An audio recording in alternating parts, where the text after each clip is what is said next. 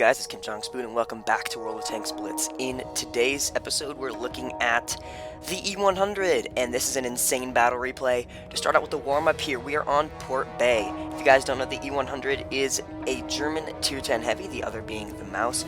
But I sold the mouse because every time I played in the mouse, I was like, gosh, I wish I was in the E-100, because this thing's awesome. What makes E-100 different from the mouse? Great question. The E-100 gets heat shells, which are awesome. I love heat shells, that's why I have 19 of them. I don't think I would... Okay, if I fired one shell every time I loaded the gun, I don't know if I'd be able to shoot all of my heat shells, let alone all of my shells, in a single game. So, E-100 holds like a lot of bullets, so don't even worry about running out of ammo. I also carry a bunch of HE because it's a 150 mil gun, as opposed to usually the 120 millimeter guns that Tier 10 heavies have, such as the FE215B and the T110E5. And the IS-4 has a 122 mil gun, so pretty much the same size. Got AP loaded just in case we see some mediums. I don't like shooting heat into mediums tracks because a lot of times it just disappears. We get spotted by that T62A, but we're not going to take that stupid shot without it aimed. E-100 has a really bad aim time and really bad accuracy, 0.4 accuracy, so don't try to take snapshots. I mean, I take way too many snapshots, and like half of them miss. So, yeah, just aim your shots. There's the mouse getting pushed by the Carnarvon, and we're going to use them as cover so we don't get shot at. Looking to see if that Centurion breaks the wall, but then we see an ISU. So we put a bunch of damage into that ISU. ISUs also have 150, well, they have 152 millimeter guns, but they get the same alpha, and ISUs have a lot of pen, so for a tier 8, they're pretty dangerous. Looking to see if this guy pops around the corner again, but he's not that stupid. Hey, there's an IS-8. So we put a shot in, absolutely obliterate his tracks, but we don't kill him. I think a cool game mechanic would be, the larger the shell that hits their tracks, the longer it takes for them to repair them. Like, if a T2 light shoots enough rounds at your tracks to destroy them, it's pretty easy to repair, but like, if a Jaegeru or a Death Star fires HE at your tracks, they're completely gone. Like, there's nothing left for you to repair. So I think that'd be a cool game mechanic. WoTeam doesn't have it, so I doubt World of Tanks Blitz will get it. Retrack him there and damage his engine so our mouse can put another shot in. Looking to kill this guy, but then... what's that? Is that the rear of a T62A? Load HE, and 1,116 damage. We turn around before the T62A dies because we know that he's going to die before we reload, which is something that you can do when you're long reload in slow tanks, because the 2 seconds that I would have sat there reloading before he died, I could be 2 seconds behind where I am now, so... what I do is when I take a shot, I look for the next shot opportunity, like the side of an FE215B. Strolling through. He gets pounded. He loses 3/4 of his HP. I'm reloading. There's a T44. Don't quite have the gun loaded for him, but if the 215B is just going to keep backing up, I'll wait. Prioritize and take him out. Honestly, probably should have shot at the T44 there. Would have been more damage, and the 215B would have died anyways, but whatever. We killed the Tier 10. T44 there, we're just going to destroy the wall so we can take shots at him. He's backing up, and we take this shot, but a little bit too late, and we track him. So I'm turning, going to find the next target, but I'm halfway reloaded, and he isn't dead yet. So I was like, if no one else wants to kill him, I'll do it. Blow him up with an HE shell, and we're looking at the next target, which seems to be that IS-7. So we get heat ready for him. Gonna need a heat shell for this guy. AP's just not gonna do it, unfortunately. Look at him, upper plate's gray, so we take the shot. That was really stupid of me. I should have shot at his lower plate. Everyone knows IS-7's lower plate is like butter, but I shot at his upper plate for some reason. Don't do that. Shoot at the lower plate. Waiting for the reload, pop around the corner. There he is. I shoot at his upper plate again, but it's at a better angle, so we pen. Now there's just a Centurion left, and I do weigh 130 tons, so I'm just gonna ram him. Take 300 damage. He takes 300 damage from that little tap.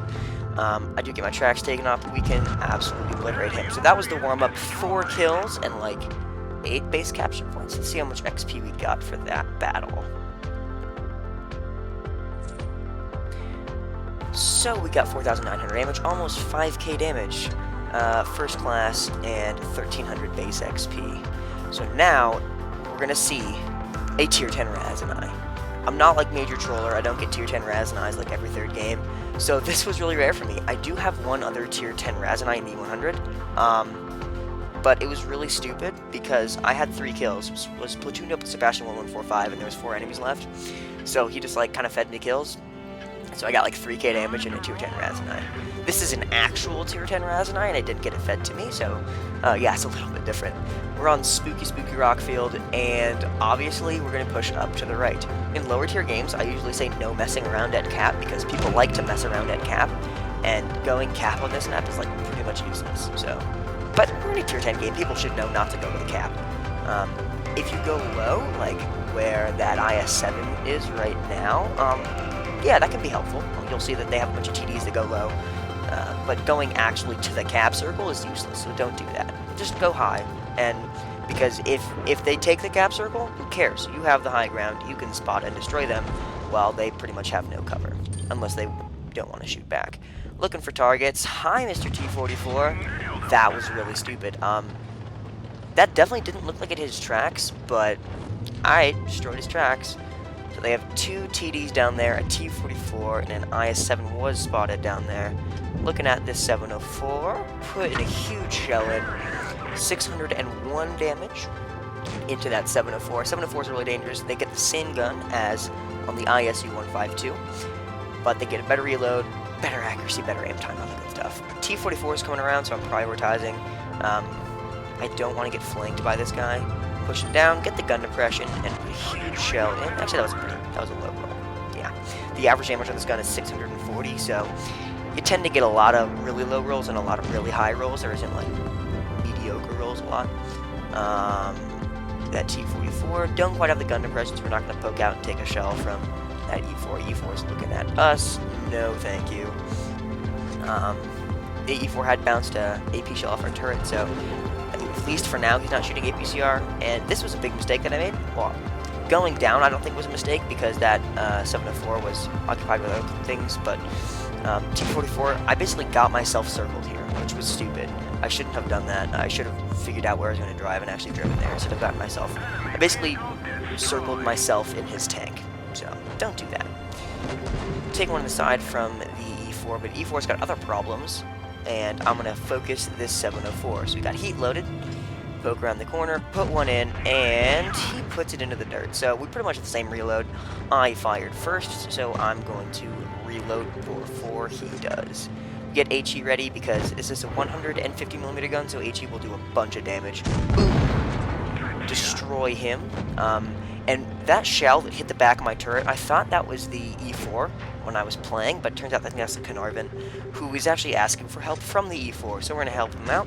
Got AP loaded because we get the E4's tracks, and heat likes to just disappear into tracks, so we send him home to the garage.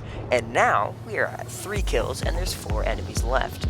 This is the point in the game where I start looking for a Raseiniai. Sebastian 1145 gets like 1 kill and nobody else has a kill, and he's like, help me out with Raseiniai. Nah, dog.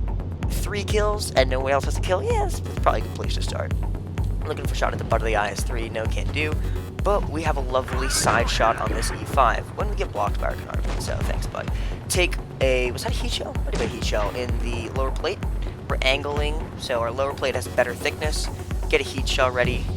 There's his lower plate, and we put one in, but we do get set on fire, so we have to use our multi-purpose restoration pack to fix that. Get an HE shell ready, because again, we do about 300 damage with an HE shell, depending on the thickness of the armor we're shooting at. If I shot at his gunman, it probably wouldn't kill him, but shooting at his turret cheeks, we do.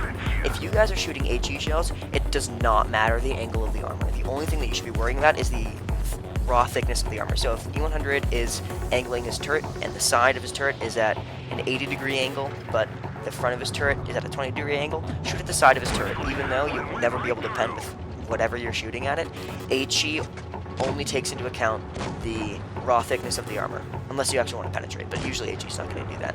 IS-3, we donk a shot into him, but so does the Carnarvon, so we can ammo rack him for our 5th kill, and there's my mission, Bullseye Tier 10. I had a mission to ammo rack someone in a Tier 10, and I had that mission for like 2 weeks, but yes, that's gone now. Looking for another ammo rack on the IS-7, right underneath the turret, but he saves a throw and we don't get the ammo rack, so the E-50M kills our Carnarvon. We don't get a Kolobanovs for this game, unfortunately, but honestly, I'm okay with the win. E-50Ms, we prioritize him. We're only fighting on one front. We have 600 health left. The I-7 cannot kill me in one shot. We can kill him in one shot, and he's going to reload first. So we take the hit, and now, to win this game, I need to penetrate the next shot. HE might not do it, but we put a heat shell through the front of the I-7's turret, and we get the Raz on us. Let's take a look at those post-game stats. My hands were shaking at the end of that game. We can see we got our Bullseye Tier 10 mission for a day of premium.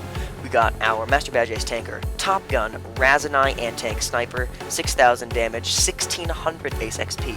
Take a screenshot because that was sick. 15 shots, 15 hits, 15 pens. Sort of pens. That T-44, we destroyed his tracks with one, but we're doing a bunch of damage. 1,000, we did full health damage to that 704. 600 to that E4, 1,500 to the E5. We actually spotted that IS-3, and there's the ammo rack on him. IS-7, 1,000 damage, and the E-50M, 270 for the kill. So yeah, E-100 was my first Tier 10, German Tier 10 heavy. I highly recommend you guys pick it up if you haven't already, because it's awesome. This definitely helped for my Tankenstein Stage 4. E-100, God, it's just such a beast. Definitely check it out if you haven't already.